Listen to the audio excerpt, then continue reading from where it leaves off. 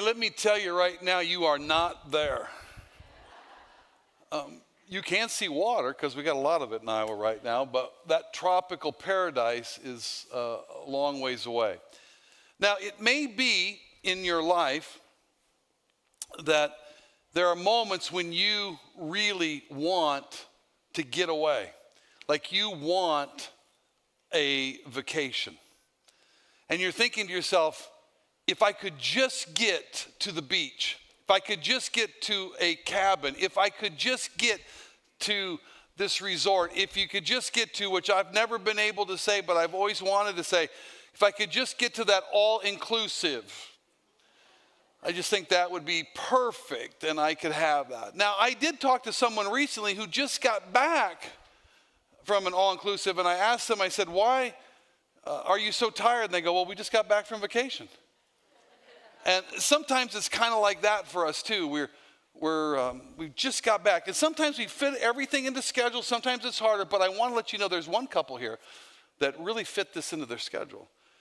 So last night, I was standing right here, and a couple came up here and they got married right here last night, and they're here today on Sunday morning. Tyler and Jennifer Braun, would you stand up? I think that's awesome. Married last night, and here they are. God bless you both. It was just a great time with them.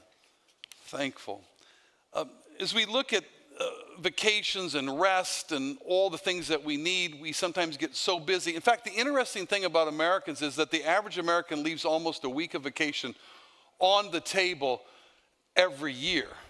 And that becomes a real challenge in the sense that we're like, okay, maybe I can't take it, maybe I shouldn't take it. And one of the reasons that people don't take the vacation that they have or that they need is because they feel like if they come back to work, 40% of us say, I don't want to take more vacation because I'll have a mountain of work when I get back. So we leave the vacation where it is. And so that becomes the real challenge for us in being able to know what to do and when we can take it and how am I going to get rest, and this is going to be hard and this is difficult and I'm stressed out and I just need some rest. Vacations actually do help us. It's studied medically that if you take a vacation, you can have lower blood pressure, heart's better, you're happier. There's a lot of things. We sleep better. So vacation is good, but what if we could discover that we could take that rest, that vacation that we need? What if we could find out that we could do that and never have to leave? That the benefits of that would be, even if we're on vacation, we could do this and we could get that. If that was possible, it'd be incredible. Well, Jesus in this passage of scripture indicates that that actually is possible, that we can do that. And so Jesus, in speaking to his disciples and to others, he says these words in Matthew chapter 11, "Come to me, all who are weary and carry heavy burdens, and I will give you rest." Now, one of the things to put in the back of your mind on this passage is that there are two imperatives. And an imperative in the original language in Greek is a command. We know this by the tense in which it's written. So come to me is really this command. It's kind of like, this is what you need to do to be able to get this. So if you come to me, you can have rest. Well, we all want rest. And so Jesus says, listen, I want to tell you that if you come to me, I can give that to you. But you have to come to me. You are going to resist that, and you want to do it all on your own, and you want to discover it and find it out all by yourself. But if you actually come to me, you can have rest. Now let's take this from a kind of a logical place.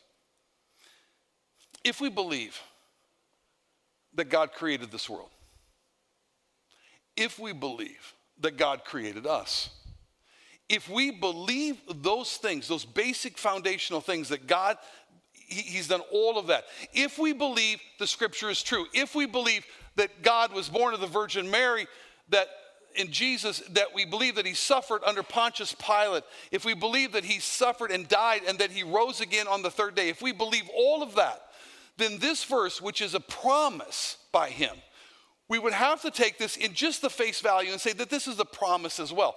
Come to me, the end result, if you come to me, if you will submit yourself, because it's an invitation, but you don't have to if you don't want to, but I really want you to, then if you do that, he will give us rest. Incredible rest, and I want rest. We are sometimes weary, we are pushed to the limits, we're stressed out. Could it be, honestly, that the benefits that we seek from vacation, that we want on a vacation, could it be that those benefits actually could come to us simply by going to the Lord, seeking out after God? And what does it look like to be able to? I mean, what does it look like in my life? And that we could have rest. Well, the idea here is that there's a level of submission. God could make us come to him, but he uses the things in our life sometimes to help us get there. When he says, all of you who are weary and heavy burdens, this is an invitation to all.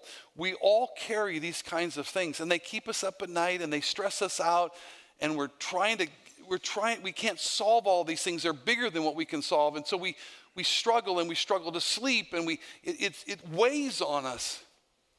And he says, but if you can come to me, but Lord, what does that look like? What does it mean?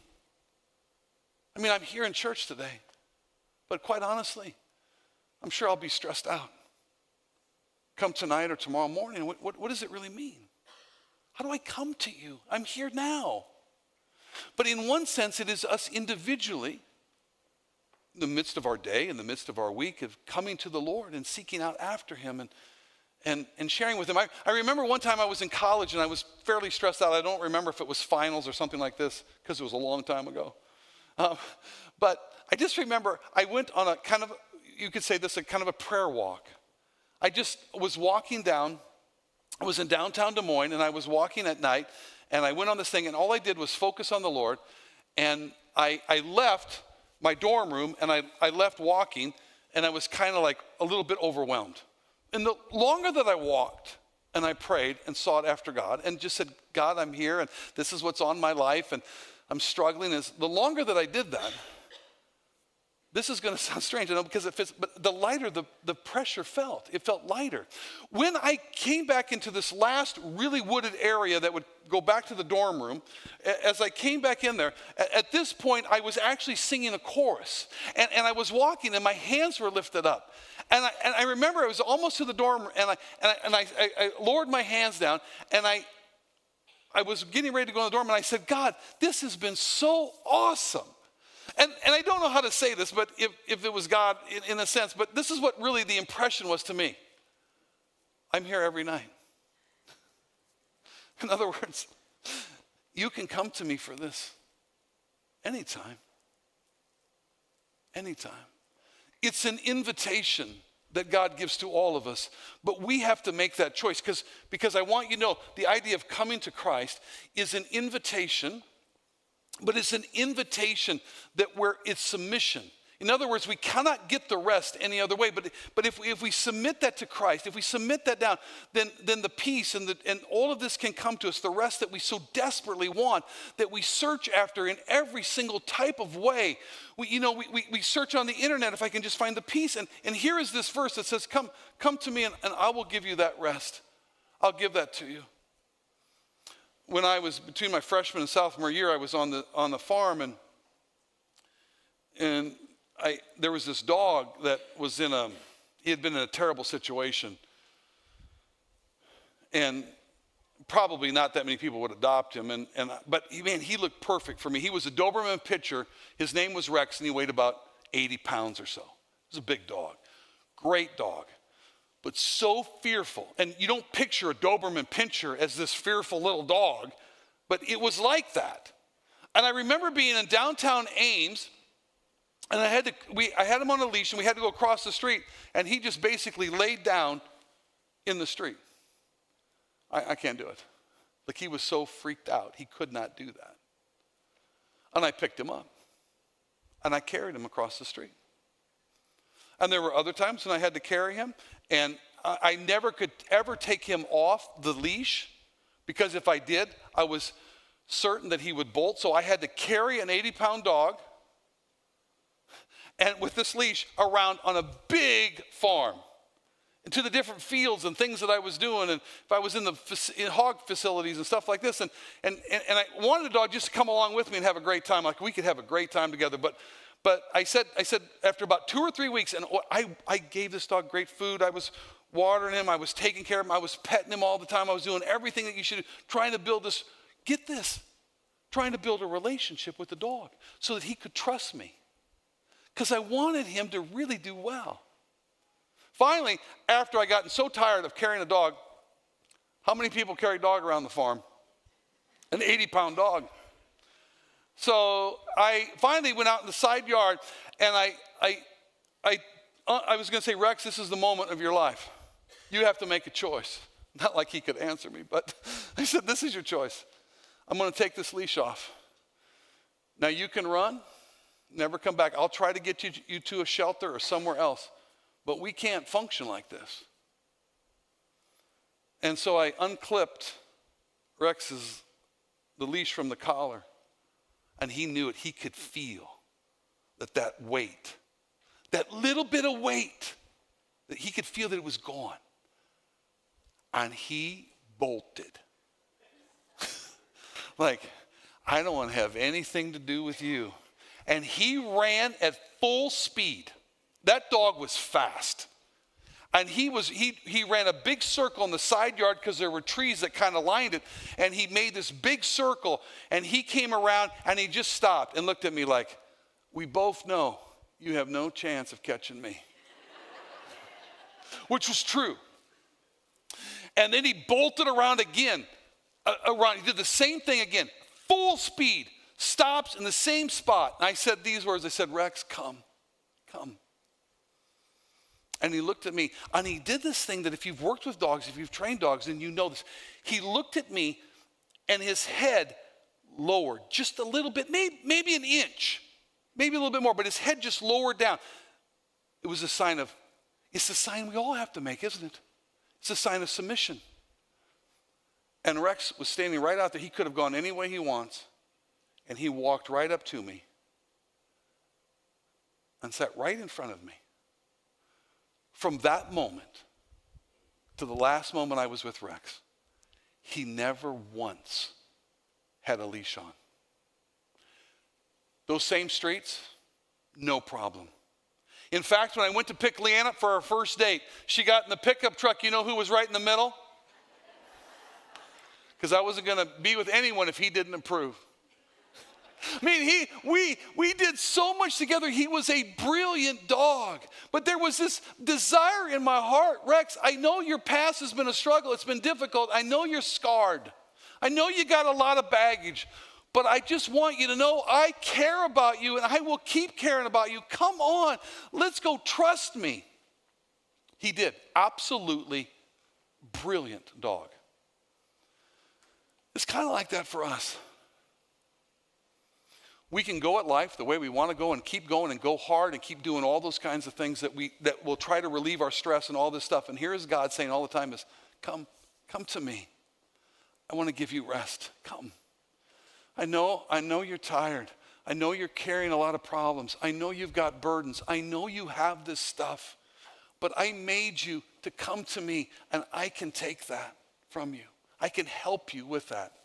And let me read it to you in the Message version. It says, are you tired, worn out, burned out on religion? Come to me. I love this. Get away with me. A getaway. Get away with me. Just get away with me. It's kind of like that night I walked with God in that moment. Get away with me and you'll recover your life. You will find your real life again. You cannot find it in the things that we buy in this world because the world can't give it to us. So you can get away with me and I'll show you how to take a real rest. Not one simply from a vacation, but a real rest.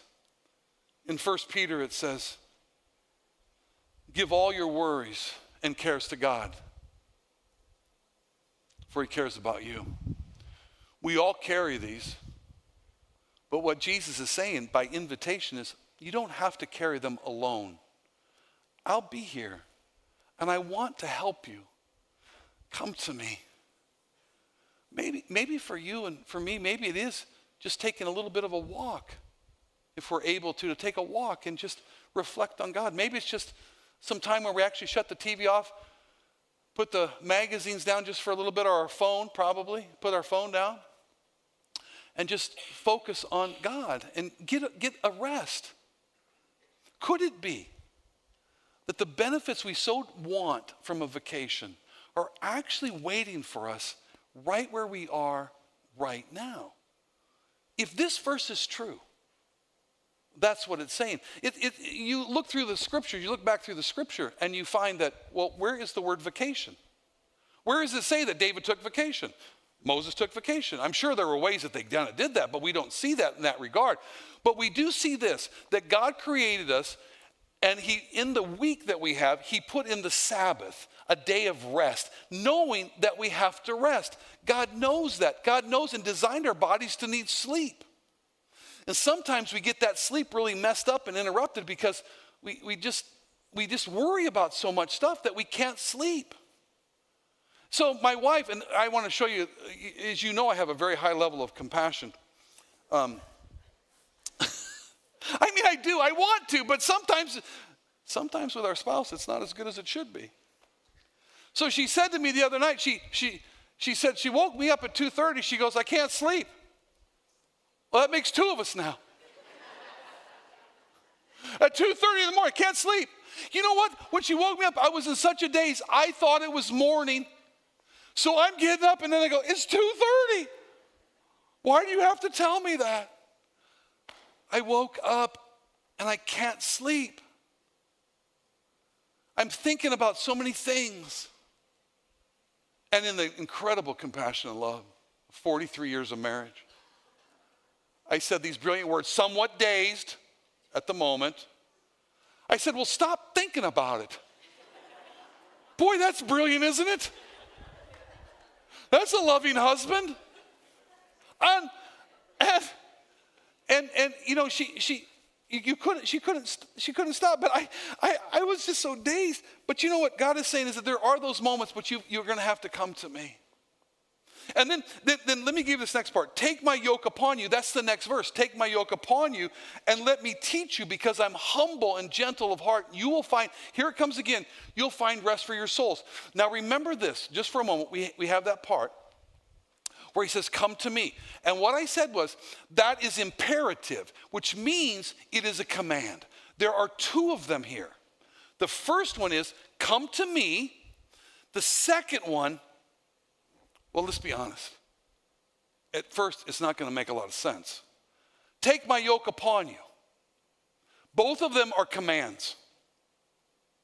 They follow one after the other. This take my yoke upon you is this wooden structure to help balance out the weight that one had to carry. Take my yoke upon you. Well, wait a minute. I mean, I understand the first part. Do we actually need this part? Because I think I would really like it to be just about coming to you and getting the rest, and now it seems like there's work involved, because that's an object of work. And it's that God has this kingdom and ministry for all of us to participate in, to use our gifts and graces that God would have for us. He says, come on, you're going to have to submit to take it upon you. You'll take this. This is a submission part, and you'll take this. But I want you to know something. Number one, I'm humble and I'm gentle. We have this relationship. So when you put this on, and in the submission part, notice you're going to find rest for your souls. You can't get this on a vacation. It will be simply a masking of what the real rest that I want to give you is. For my yoke is easy to bear. Don't worry about it. And the burden I give you is light. I kind of want to illustrate this with another dog illustration, if you'll allow me. I'm going to bring my Bentley's coming in. Come on up here and see me. We got a lot of people here today. Yeah. So, hey, come here for a minute. Now, see, you remember that sermon I talked about how you wants to look for Leanne? Hey, Bentley, right here. Okay.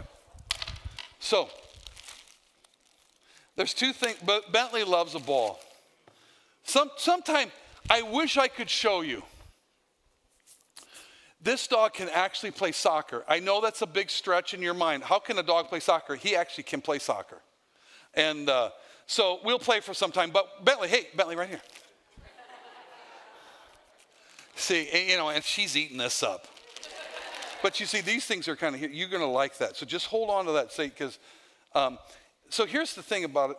Is his collar, do I have his, yeah, that's what I need. This is what,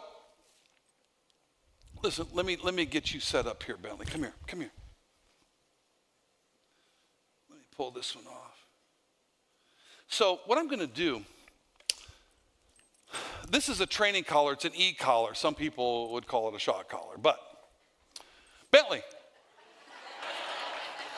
you stay with me. I'm your master. Okay, stay. Now, you shouldn't use one of these.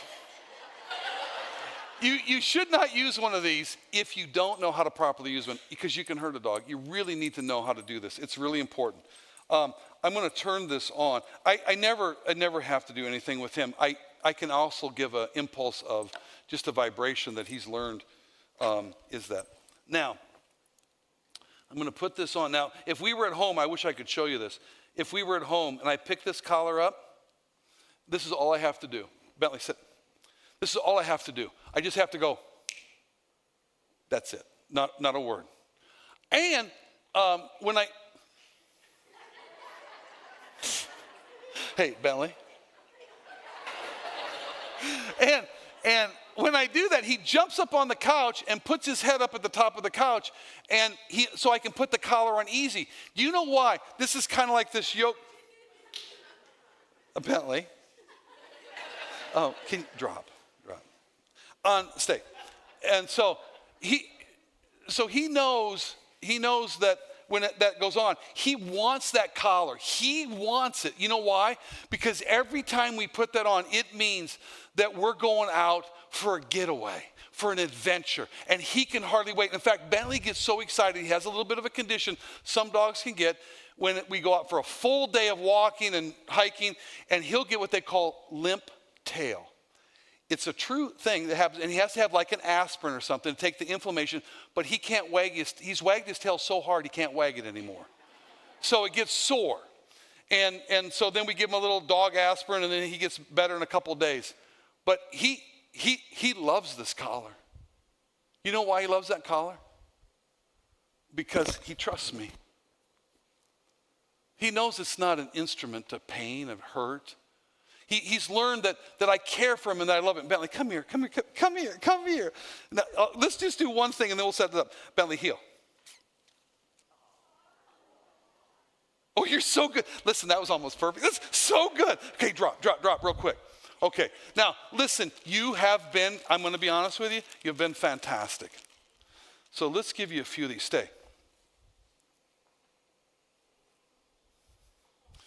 Now, he wants to go get those. But he won't go get them. But you see that? That's the first sign. He looks back.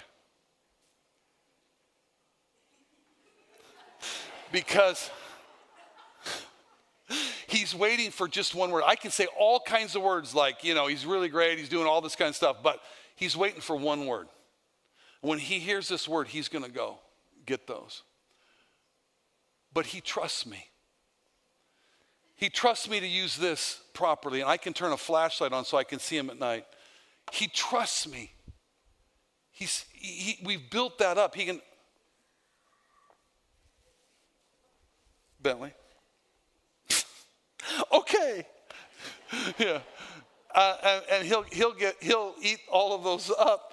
He's a great dog. He doesn't mind having that put on him. He doesn't mind. He wants to.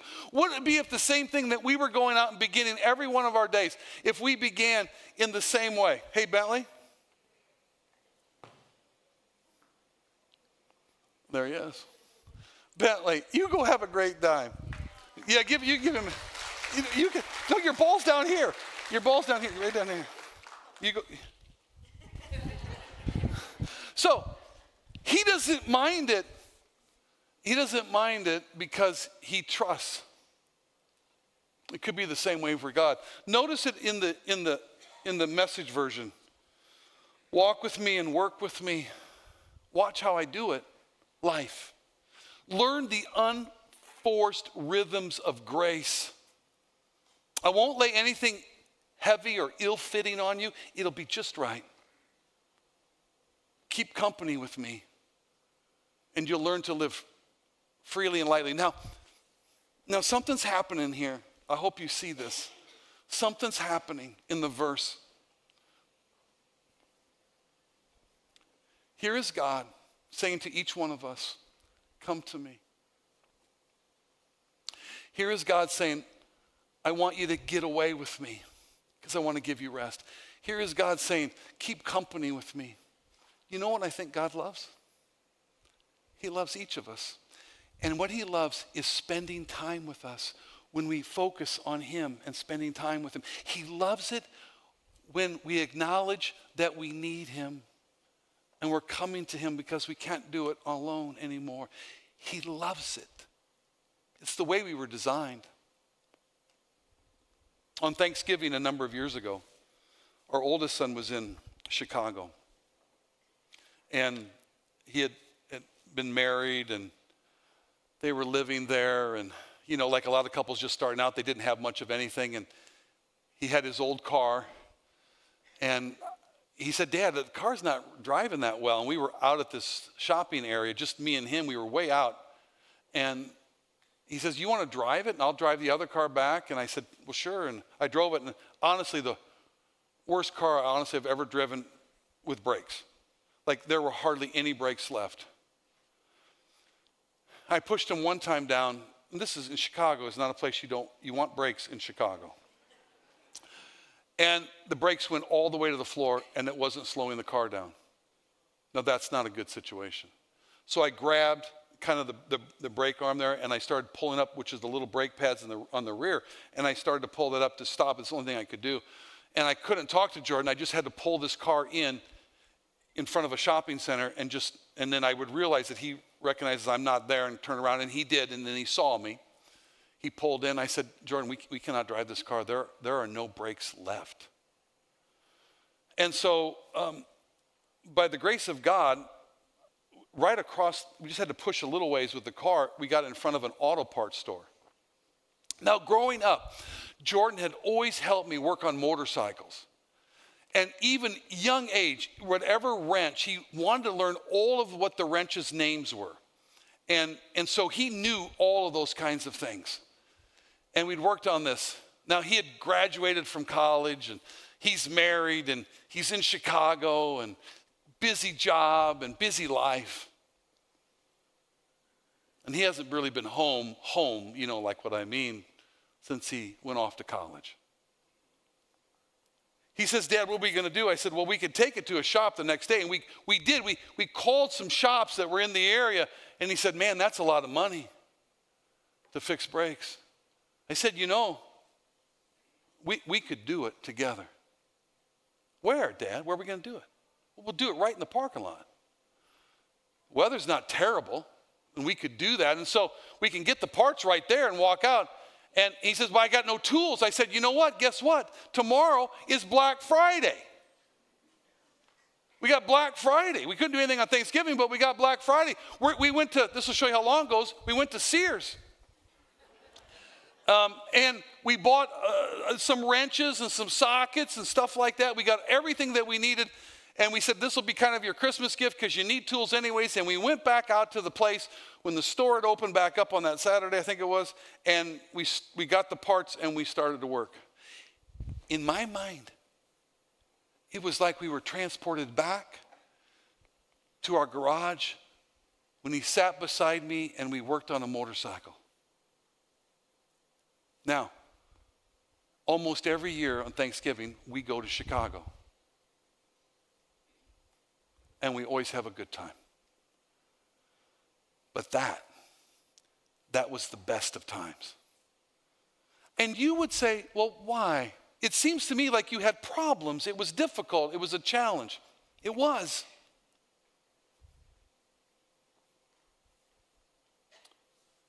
But my son needed me.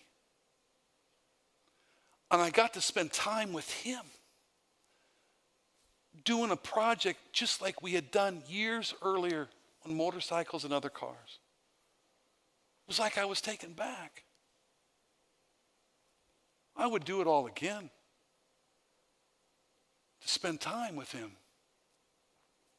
One of the interesting, we were doing some small groups in the last church I was serving in, and we asked people in the room that were us, if you could spend time with anyone, who would you want to spend time with? Some person said, like Billy Graham and other famous people, if you could spend an afternoon.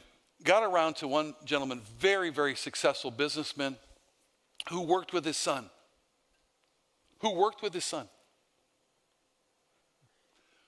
Just well-known family in the area. And he said, you know what I'd like more than anything? I'd like to just spend an afternoon with my son. Oh, but you work with your son. No. Don't want to work. I just want to spend time with my son. And I'm telling you, that room, probably 12, 14 people in it, became so still and so quiet. In a father's heart, longing to spend time with his son. Not just going through motions, but where they could spend time together. Could it be that that's what God longs for us? It's not that God's ever away from us. God's presence is with us all the time. But he longs for us to turn to him and say, you know what? I need you. I wonder what it does in God's heart when we turn to him. He loves us so much, he wants to spend time with us. And what an encouraging thing for God to be able to say that to us, that he longs to spend that time with us.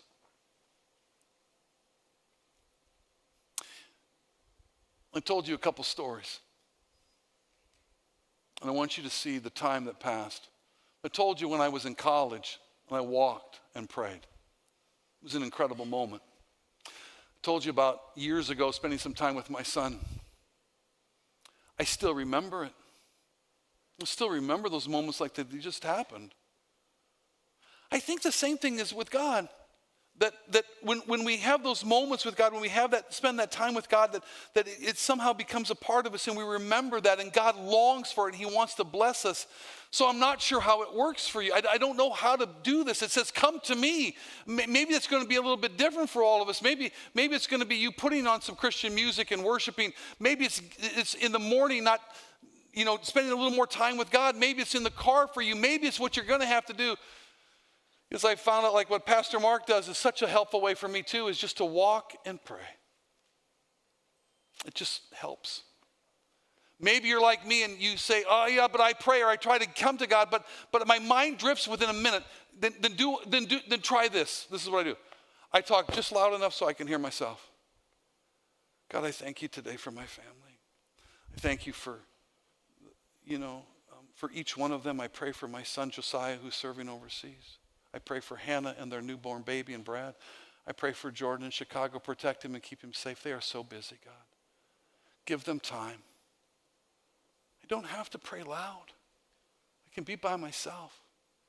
And something always happens because it's a principle. It's a truth. And the thing that happens is all of a sudden I start to get rest. Now you would say, but I prayed about things and it didn't automatically change it. No, I'm not saying it will. I'm not saying, in other words, I prayed about a lot of things that didn't change, but God's presence was there. That's the key to this whole thing. Can you take me down to the last verse that I have on my notes? I'm leaving you with a gift. Jesus says to his disciples, watch this. Peace of mind and heart. And now remember this. As long as you live, remember this. And the peace I give is a gift the world cannot give. It can't do it. You cannot find it there. He says, I've got this for you. Come to me. I don't like to see you like this. We'll fix it. Dad, you really think we can fix the brakes? Yeah. Jordan, I'm going to need a 10 millimeter to open up the bleed valve on the brakes. I need a 10 millimeter socket. Here it is, Dad. I'm going to need a 17 to break the calipers. Here it is, Dad. Just like old times, man, we're together again. Do you know how good it feels to be needed and wanted and appreciated? Is that not what kind of God is saying here? I love you so much. Come to me. Spend time with me. Keep company with me. Let's get away together. Let's do this. I want to give you rest. I want to give you rest for your soul. Now, we'll end this service a little bit differently with prayer. But this is a different prayer. You can keep your eyes open. In fact, I would encourage you to do that. And you will have to listen. Our prayer is going to be on the screen. So as this goes on, just prayerfully watch. Make this our prayer.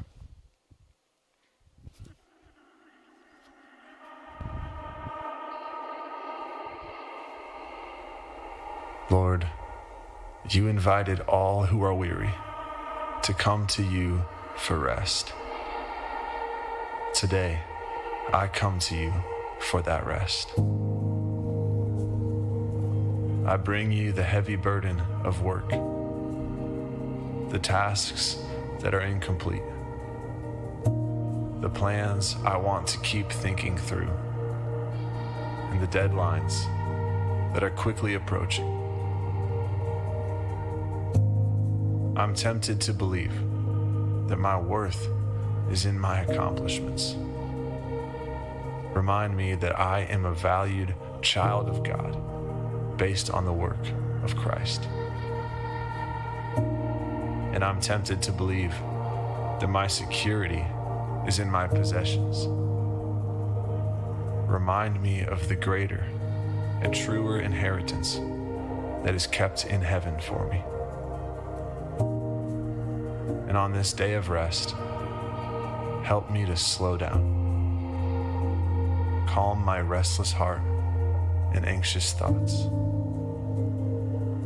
And on this day of rest, help me to enjoy your creation, not as a tool for my productivity, but as a gift to delight in. And on this day of rest, above all else, help me to be aware of your presence with me. You are the one who created this world and placed me in it. And you are the one who said, "It is finished. The work is complete." And you are the one who now invites me into the rest that Christ earned for me. So help me to enter that rest today.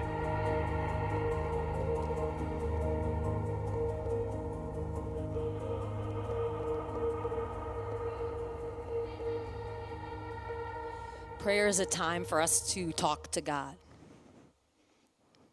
But sometimes it's also the time that God uses to speak to us. So let's continue this morning in the spirit of prayer and hear the words of this song. Maybe they're the words that God wants to say to you right now.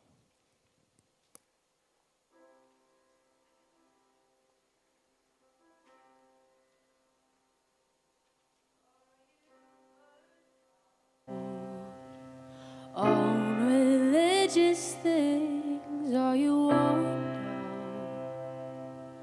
down? Like king in peace, take a ring. Walk along with me in the pastures of my presence. You can be yourself and you can say what's on your heart. I already know it all. Doesn't matter what you say. Oh, come and get away with me. I know where you are, where you've been and what you've seen. Doesn't matter how you come and get away with me. Oh, come away, come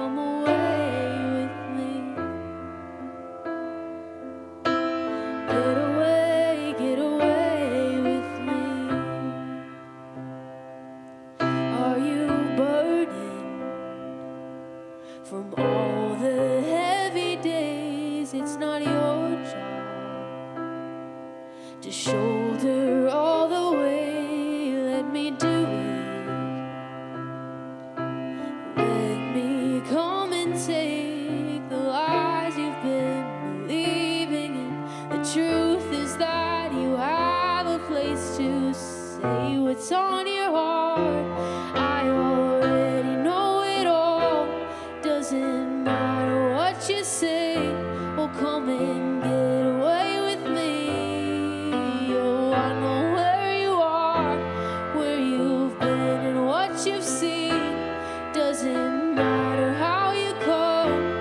Come and get away with me. Oh, get away with me. Get away with me. Grace upon grace upon grace, let it lead. Get away with me. Grace upon grace upon grace, let it lead. Get away with me. Grace upon grace upon grace, let me lead. Get away with me. And you can say what's on your heart. I already know it all. Doesn't matter what you say. Oh, come and say it all of me. Oh, I know where you are, where you've been and what you've seen. Doesn't matter how you come. Come and get away with me. Oh, come away with me. Get away with me. Say what's on your heart. I already know it all. Doesn't matter what you say. Come and say it all to me. Oh, I know where you are, where you've been and what you've seen. Doesn't matter how you come. Come and get away with me. Oh, come away with me. Get away with me.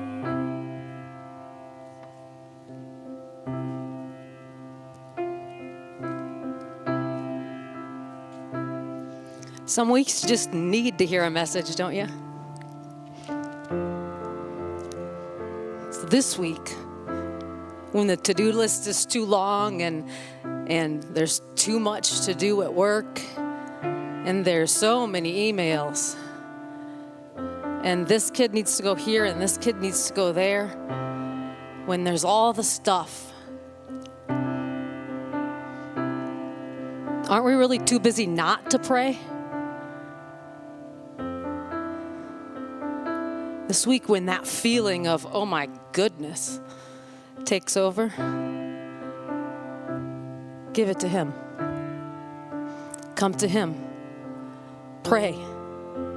And then listen. Pull out Matthew 11:28-30 and read it. Listen to that song. Pull that up on YouTube. Getaway by Taya. Because He's got the real rest that we need this week and every week. This morning as you leave, if Pastor John hasn't had a chance to meet you, he'll be out at the Welcome Center there. You can say good morning. Unfortunately, Bentley won't be out there. Darn it. That dog illustrated 2 weeks worth of messages this morning in just a few minutes. But Pastor John will be out there today. Stop and say hi to him. And if you're part of this place and you brought an offering with you, there's boxes by the door that you can drop it in on your way out. And there's online giving through our website as well. Have a great week. And when you feel like you're too busy to pray, just remember this. Take on his yoke. It's the real rest. Have a great week.